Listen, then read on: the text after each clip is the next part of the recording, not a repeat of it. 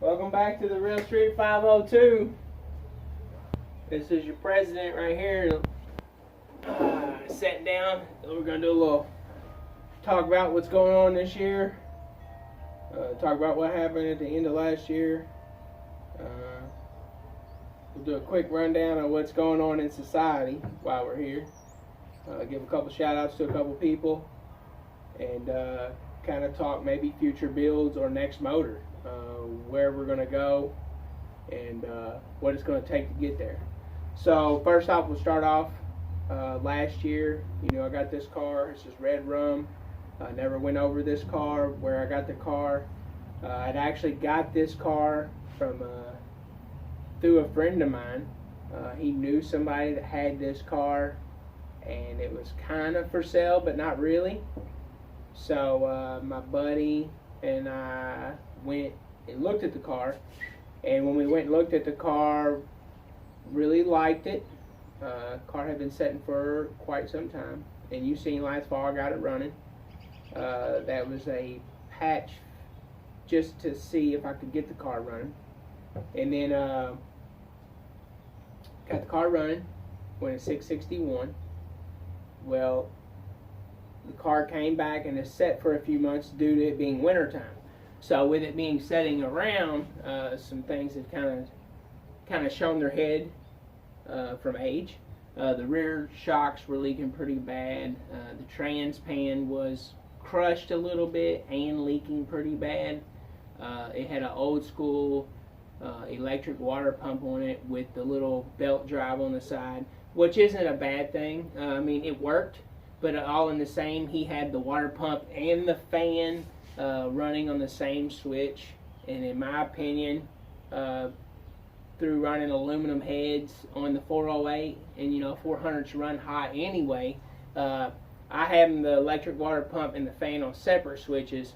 Only run the electric water pump when you're in the lanes, in the burnout, and making a pass. You leave it on pretty much the whole time. Well, the fan, I don't turn the fan on until after I make a pass, so that power that the fan is using is not drawing from my ignition system through my MSD, especially considering this car is no alternator. You know what I'm saying? So anyway, we put an aluminum radiator in there because it had an old copper core radiator. The radiator worked, but nonetheless it was heavy. It was really heavy. We put QA1 single adjustable shocks on the front. It had Comp Engineering adjustables. They're not bad, they work. But what I'm planning to do with this car, I'm planning to try to keep the wheels down and trying to go A to B as fast as possible. And to me, the wheelies are cool, but I put a nitrous kit on this car, and it's the one that was on the white car. It's a 125 shot, got it all wired up, got a bottle heater, got a bottle safety pressure switch on the heater and everything. So this car is going to be leaving harder than what it was leaving, and it was already pulling the wheels at that point. So I'm going to try to keep the wheels down and leave harder. So it's going to take a little bit of setup and of adjustment. And I've never had a car to this caliber. This is a race car. And through my experiences of being around the people here in my town, there's not really too many street car races going on, if you know what I mean. And so that being said, White's retired from the street. I took it to the valley a couple weekends ago. Didn't post a video on it. White car ran great. 723, 722, 720, and then a 738 on the last pass. It spun a little bit in the 60, which is fine. Car been sitting all winter. Did the same thing pretty much 4 times in a row. But anyway, back to the red car. So I got this car. We agreed upon a price. I get the car. The car had been sitting in the garage for about 6 years, I would say. It needed some work. The fuel lines needed work and stuff, which is fine. That's part of it. But anyway, the car hadn't been out racing in quite some time. Got the car up, got it running, and I know, like I said, I want to go faster, so these upgrades came along. Pretty much, really right now, all I'm doing to the red car to get it ready, other than dealing with being on lockdown due to coronavirus. How real that virus really is, I don't know. I don't know anybody has it. I hope nobody gets it. But anyway, so right now I'm changing the diff fluid in the red car. A good buddy of mine that I know was real good friends with my neighbor that passed away. We'll get into that story another time. He hit me up and said he would take care of me, said he had something for me, and I really appreciate you, dude. It means a lot to me. Pretty much covered my whole season and maybe even a little bit of next season worth of gear oil or diff fluid, whatever you want to call it. And so he gave me, quite a few of these, and that'll get me started. Like I said, the red car had been set a long time, so it needed the oil change. Well, we did that. It needed new plugs in it. We did that. We drained the trans. We put a deep trans pan on it. When we pulled the trans and pulled the fluid out of it, quite a bit of metal in it. Everything's working. Trans brake works. Everything works. So until it stops working, I'm not going to pull it out and have it rebuilt. But if I do pull it out and have it rebuilt, it will be going to Bilbrey because it has, that's who built it the first time. Now this car actually has a Glide with an electric shift valve body. So no matter what, this thing shifts. It has a dial indicator inside. I can adjust when I want it to shift, and I don't have to do nothing. Put it in first, come off the trans brake, don't touch nothing until it crossed the line. So I really like that a lot. It could use a new shifter, but it's just money. Hopefully Trump sends out that $1,000 check. If Trump sends out that $1,000 check, we're gonna get it. We're gonna get a shifter. We're gonna get some new slicks. These slicks are too wide. We'll get into that right now. So when I bought the car, he had said something about 29, 11 and a half, 15s is what he used to run. Well, right before he put this car away, about 6-7 years ago, he tried a new tire that a lot of people at Ohio Valley kind of told him to try, and it was a new tire that they thought would work really well with this class. And this car was a bracket car, which I'm not ashamed of that, because this car has won so much money that he had to file taxes on the winnings. And you can ask anybody in my city that has anything to do with this car, anybody that has ever touched this car, they can verify it for you. And matter of fact, Bilbrey knows, and Canarian knows, because Canarian built the motor. And yeah, so just going to run the trans and hope everything goes well. We put new fluid in it and stuff. And man, I don't really want to say any numbers where I'm shooting, but I told you the numbers that it did do.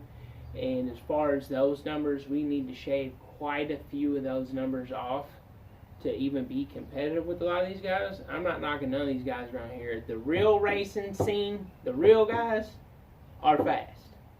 And they should be. Nonetheless, if they're fast, I'm not saying me, but our team, our city, our state should really be doing better in the TV shows, because we just can't seem to pull it off in Memphis Street Outlaws. We just can't get the win. And not saying the guys aren't trying.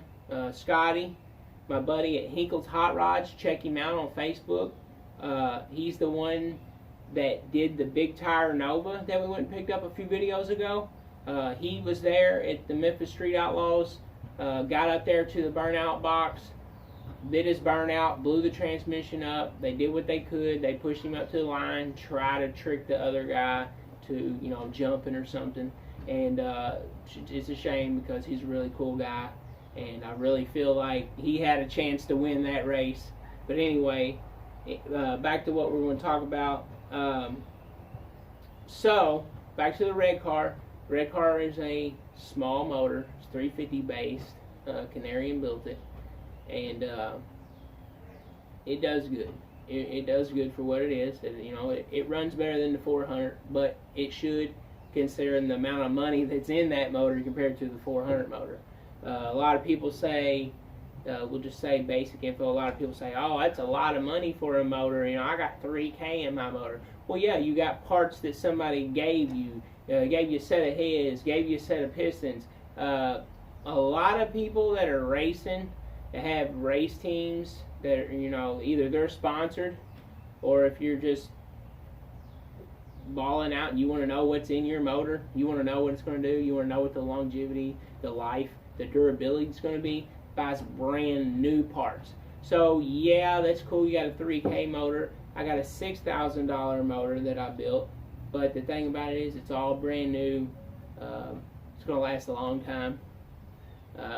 Actually, last year we blew up the transmission, messed up the crank, and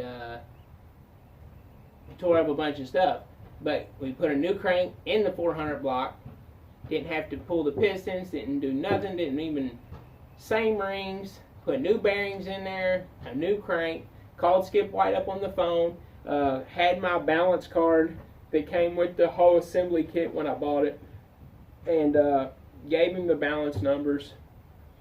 They sent me out a brand new crankshaft, balanced, ready to go. No problem. So anyway, back to that. And then another problem that we had with the white car, I think had a lot to do when we blew that up and it hurt that crankshaft. It did tear up the old balancer. Well, the old balancer is not an ATI or it's not a bad boy. It's not a fluid dampener like what's on Red. Red has a fluid dampener. It's a high dollar balancer. It actually separated the top from the bottom so you could turn it, on the rubber. So we had to put a PBM balancer on there, which I like it. It's actually a little bit lightweighter, or lightweight compared to the last one, lightweighter. It's funny. So we put that on there. But anyway, back to the Red. It's a 358. It cost a lot of money to build when it was built. It runs good. But we're at a point right now, we're at that crossing grounds where we need to build something a little stronger if we're going to be able to compete with these guys. Not saying that we have to. I mean, I could keep this car the same and go out there and run bracket racing and chop people's heads off with the delay box and go out there and win money. Because, there's money in Super Pro, too. If you're good, you run Super Pro. There's a lot of good people that run Super Pro. And I wouldn't mind doing that. I like the Valley. It's a clean facility. Tommy's always good down there to me. He's a tech guy. As long as your car's right, like it should be, you have no problems getting teched in. You can't roll up in there with a bucket of bolts like you can US 60. Not knocking US 60, but my safety, my kid, my wife is number one. Your car is two to me. So I want to come home, and that means more to me than anything. So anyway, we got a Gertie sprint car block. That's a 400. It's 60 over. All machine work's done. Half filled. NHRA hoops on it. It's got splayed billet mains. All the work's done. It's right. 1,000 horsepower block. That does sound good. Problem with that's high dollar parts too, though. Pistons are expensive. Good set of rods are expensive. A good crank. If I went a 4-inch stroke crank on there with 60 over 6-inch rod, that'd be a 440 cubic inch small block. That's pretty good. It's pretty good. That's option number one.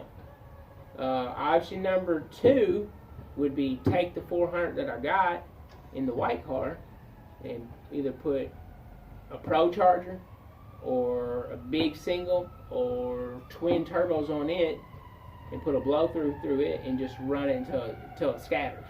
It doesn't matter to me, dude. I got motors sitting over here, so until we do something with one of them, we can't build another one. It's just how it's got to be.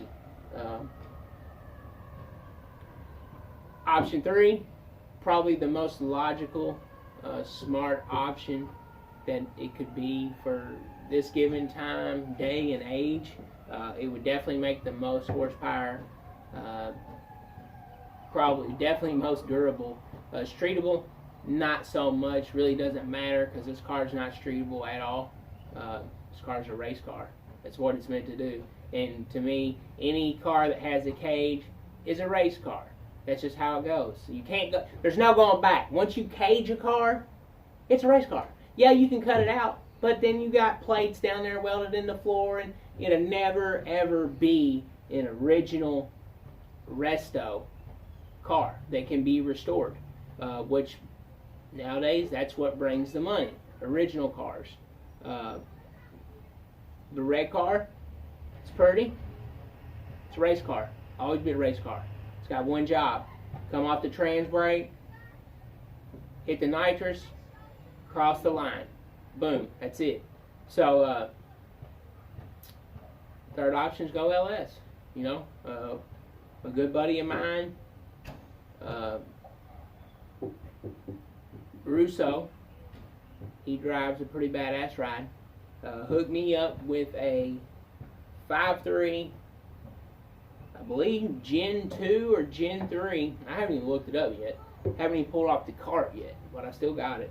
A Gen 2 or Gen 3 5.3 with low miles, very clean internals, no sludge. It had 799 heads on it. He took the heads off, put them on his truck. I don't blame him, because, I mean, that's, if you're going to run an LS, those are the heads to have. So it's got everything there except for the heads. You know, and anyway, if I was going to do it, I'd be putting springs, a cam, timing chain, oil pump, and probably have the heads worked. That being said, we could do a single turbo blow through carburetor with the MSD ignition, with the MSD timing plate on the front, and then we could just run a 6AL and run the LS off a 6AL box and literally drop it right in red, and just be stupid horsepower, just stupid numbers. So it's kind of where we're at with that. As far as the group, Real Street 502, spring's coming. We got a lot of new people, got a lot of old people in the group. We really need to get together and try to decide on what would be best for our whole town. You know, not just one group or another. Even my group, you know, I'm willing to sit down. But until we are willing to do that, everything's kind of scattered. You got this group doing this group doing this, and you really can't get nothing together.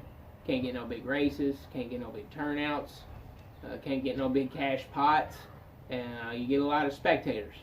I don't mind a few spectators. I don't mind crew members.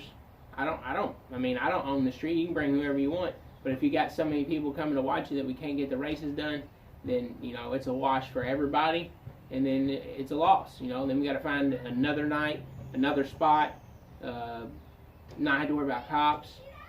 So, I mean, that's just something to think about on everybody's part, including mine. You see right here, we got some Real Street 502 stickers, and of course, I am the original, the Real Street 502. This is my group. Got a few really fast guys in here. Got a really good amount of friends that will help anybody, anytime. You know, and if I don't know it, there's somebody in the group that does know it, and that somebody in the group, if they don't know it, they know somebody that does know it, and they're all have been friends or were best friends with either me or my dad or somebody that I knew or somebody I worked with back when I worked as a mechanic, and or back when we was Little Motor Speedway, and you know, that's another thing too. You know, I run around. Yeah, I was a kid at Little Motor Speedway, but I can remember being in the winner circle like every weekend with Chuck Barnes's car, or Cordy's car, or Terry Newcomb's car, or fucking whatever. But William Higgins, is my grandmother's neighbor, and he's the tech-in guy. And I've known him for my whole life. He's known my dad since my dad was a little bitty kid, like 12 or some shit like that. And so, you know, we've known the people that run small blocks a lot, and that's why I kind of had the love for the small block, because it's what I grew up around. And if you build them right, it outrun anything. You got to pull your wallet out and stop being scared, because I can take an NA motor and outrun your turbo motor. It's just one of those kind of deals. Not saying that I got one yet, but you know, life takes time. You know, we don't build Rome in a day. We get some money together, we get a badass aluminum rotted, aluminum headed 434 or 440. Possibilities are endless. You know, might sell all my shit and just buy a badass rear Morrison motor. You know, now we're talking rear Morrison, about 2 kits. That'd be good. 1,000 horsepower all day. That's all you need. So 1,000. Yeah, that's cool. My car made 3,000 horsepower. That's cool.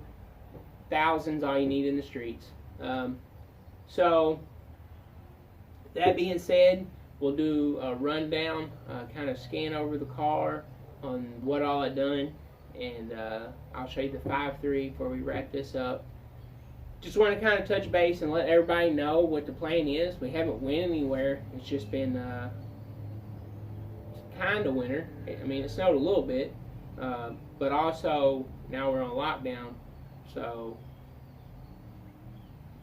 I don't know. We'll figure that out once Trump decides he's going to send that $1,000 check. So before we get into that, I wanted to show y'all this, and a lot of people probably know who the guy that does this.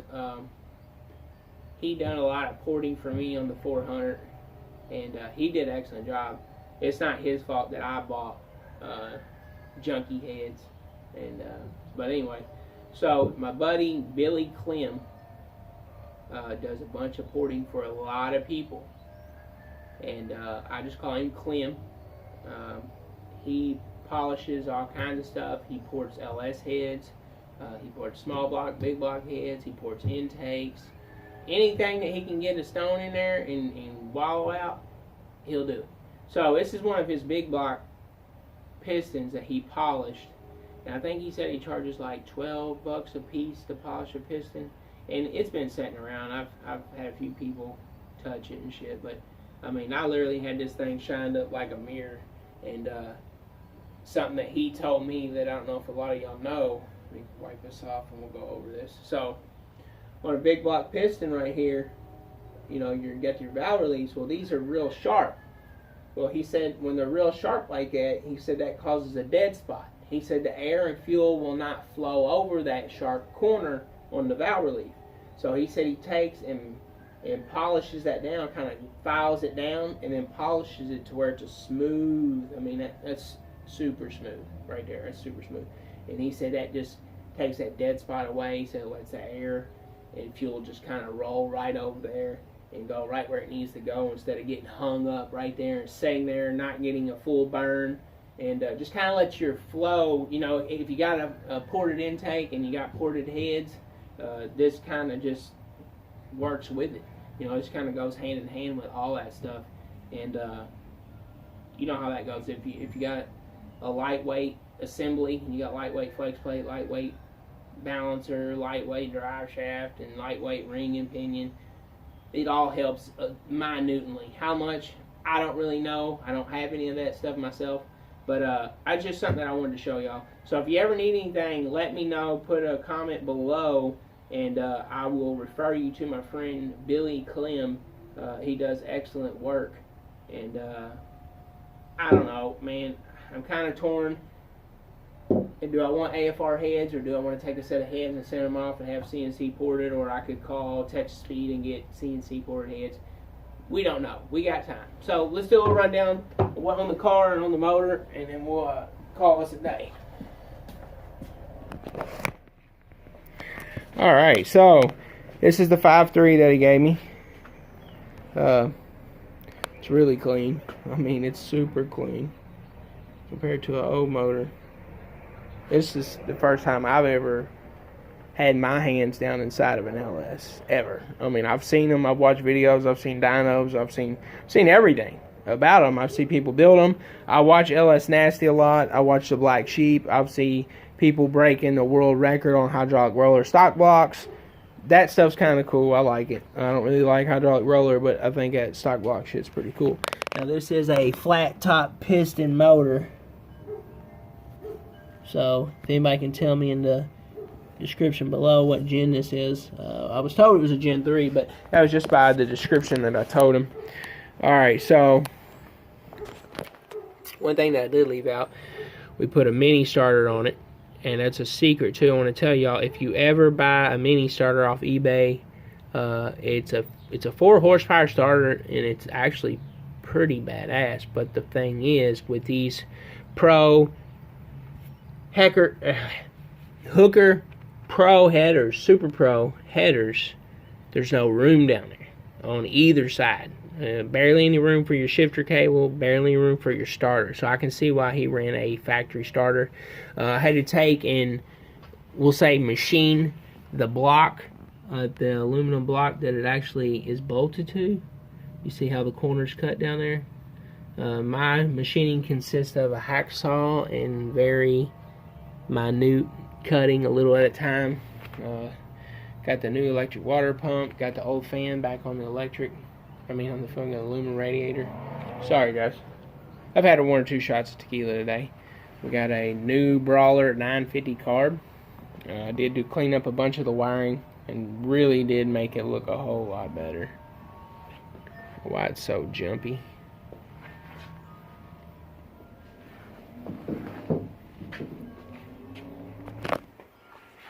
There's your bottle heater set up. All our switches that I made. And right there we got, first one's delay box ignition, and then you got fuel, and then the third one's water pump. Fourth one is, I don't even know, it says lights, but I don't even know what it comes on. And then the fifth one is the accessory, or auxiliary, whatever. And it is connected to my ProMod fan. And what I just got it cut off right here on this switch, and that way I can switch that on and have the fan separate than the water pump like we talked about. And then we got the QA1 coilovers in the front, deep trans pan. We got strange double adjustables in the back.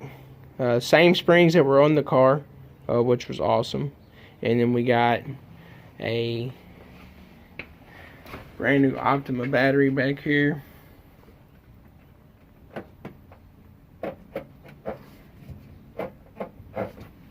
It's in there pretty good. And we got, what else did we get? Deep trans pan. That's about it. That's all we got for now. But if y'all like it, I'll leave a link below. Real Street 502. Get your merch below. Take care of y'all. We got stickers. We got right now, we got red and white. And we can get any color you want. You just gotta let me know what you want. And we can get shirts. Shirts are $25 a piece.